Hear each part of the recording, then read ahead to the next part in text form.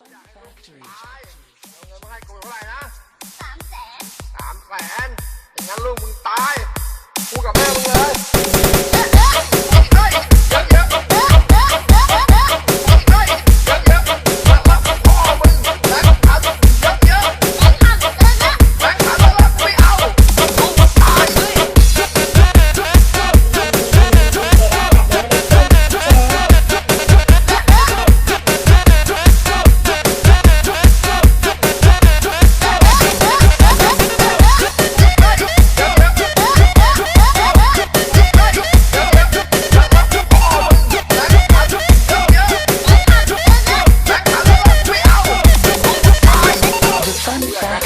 ลูกมึง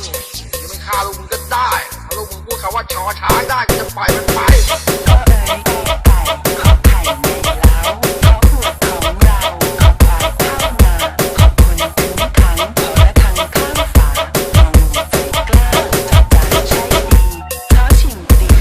พูดได้ชอช้างซอสาลูกมึงพูดไม่ถูกมึงตายชอช้าง